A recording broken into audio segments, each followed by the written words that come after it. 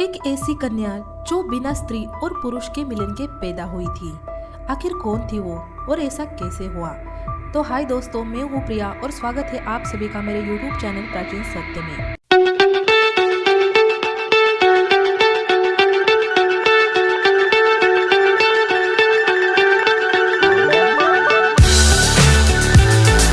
प्रकृति का नियम है, स्त्री पुरुष के संयोग से संतान का जन्म होता है। ये नियम जीव जंतुओं और मनुष्य के लिए भी है।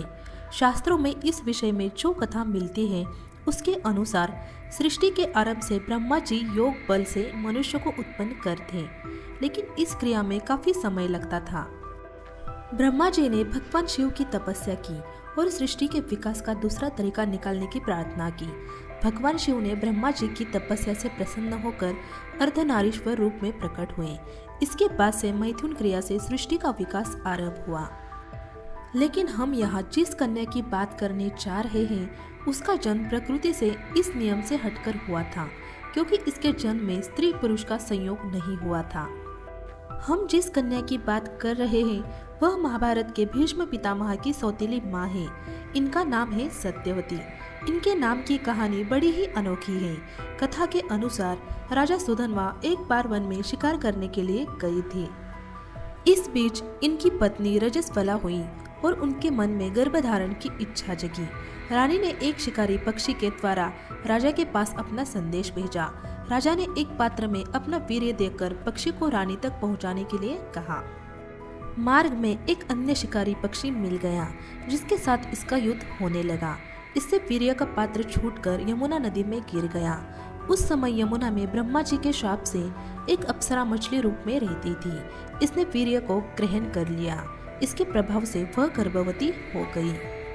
गर्भकाल जब पूरा होने को आया तब एक दिन एक मछुआरे के जाल में वह मछली फंस गई। अद्भुत और विशाल मछली होने के कारण इसे राजा सुधन्वा के दरबार में लाया गया। जब मछली का पेट चीरा गया तो उसमें से एक बालक और एक कन्या निकली।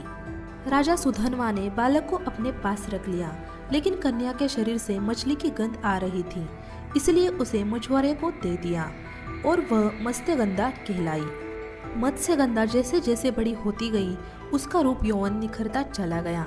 मछुआरे पिता ने मत्स्यगंधा को यात्रियों को नाव से यमुना पार कराने के काम पर लगा दिया।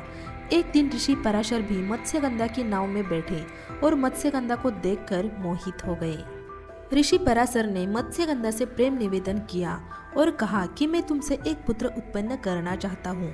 मत्स्यगंधा ने कहा कि आप ऋषि हैं और मैं मछुआरे की बेटी, ऐसे में हमारा मिलन कैसे संभव है? मत्स्यगंधा ने अपना कौमार्य भंग होने की बात भी ऋषि से कही। ऋषि ने मत्स्यगंधा से कहा कि संतान उत्पन्न करने के बाद भी तुम कुंवारी ही रहोगी, इसीलिए चिंता मत करो। इसके बाद ऋषि पराशर ने अपने तपोबल से घना कोहरा फैला दिया और मत्स्यगंधा के साथ इनका मिलन हुआ। इससे ही महर्षि व्यास का जन्म हुआ। ऋषि ने मत्स्यगंधा को आशीर्वाद दिया कि तुम्हारे शरीर से अब मछली की दुर्गंध नहीं आएगी, बल्कि अब तुम्हारे अंगों से उत्तम सुगंध निकलेगी। इसके बाद से मत्स्यगंगा सत्यवती और गंगा के नाम से जानी गई। तो दोस्तों, ये थी अनोखी और रहस्यमयी मत्स्यगंगा यानी कि सत्यवती की कहानी। आज का वीडियो आपको अगर अच्छा लगा हो तो वीडियो को लाइक और चैनल को सब्सक्राइब जरूर कर देना। फिर मिलेंगे ऐसे ही एक नई वीडियो के साथ। तब तक के लिए धन्यवाद।